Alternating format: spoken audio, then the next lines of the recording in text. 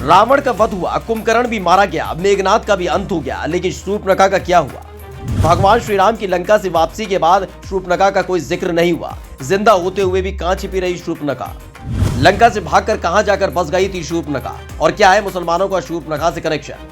रामायण हर किसी ने देखी है, जिसमें राम अपने भाई लक्ष्मण और माता सीता के साथ वनवास पर होते हैं। तभी शूर्पणखा की नजर भगवान श्री राम पर पड़ती है। वो राम से विवाह करने का जिद करती है, जिसके काफी देर बाद जब शूर्पणखा नहीं मानती तो लक्ष्मण शूर्पणखा की नाक काट देते हैं। रामायण में देखा होगा कि शूर्पणखा भागी भागी अपने भाई रावण के पास पहुंचती है, जिसके बाद रावण संकल्प लेता है कि उसके बहन को रुलाने वाला और उसका यह हाल करने वाले को वो छोड़ेगा नहीं।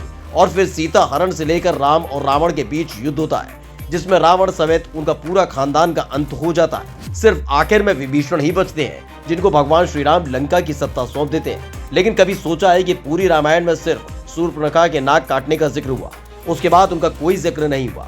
इसके बाद शूर्पणखा का क्या हुआ? क्योंकि युद्ध के दौरान शूर्पणखा का वध भी नहीं हुआ था। लंका से सीधे रेगिस्तानी इलाके में भाग गई थी शूर्पणखा। रेगिस्तानी इलाके में बसा मक्का मदीना। दरअसल इस बात को लेकर अलग अलग दावे किए गए हैं कि रावण के अंत के बाद शूर्पणखा अपने पति के साथ शुक्राचार्य के पास गई और जंगल में उनके आश्रम में रहने लगी। इस दौरान शुक्राचार्य से शूर्पणखा ने इस बात का निवेदन किया था कि कैसे भी करके उपाय बताएं जिससे राक्षसों का वंश खत्म न हो। जिसके बाद शुक्राचार्य ने शिवजी की आराधना की। भगवान शिव ने शुक्राचार्य की तपस्या से खुश होकर अपना स्वरूप शिवलिंग शुक्राचार्य को दिया और कहा कि जिस दिन भी कोई भी इस पर गंगा जल चढ़ा देगा उस दिन राक्षसों का नाश हो जाएगा।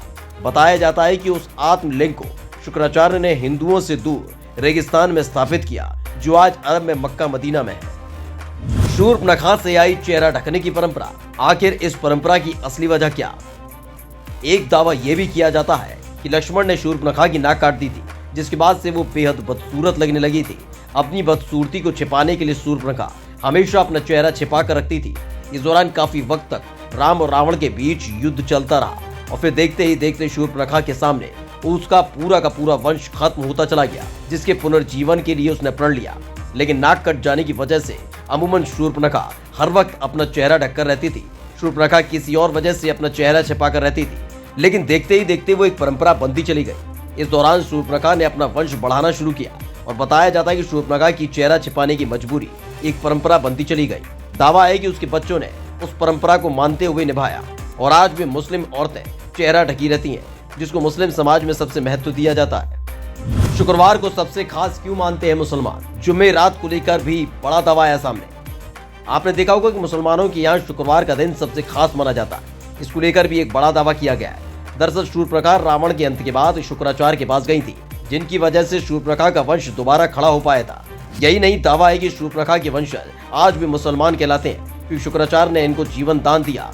इसलिए ये शुक्रवार को विशेष महत्व देते हैं। कैसी लगी ये जानकारी कमेंट करके जरूर बताएं और पेज को लाइक और सब्सक्राइब करना ना भूलें। Special desk India 7 now.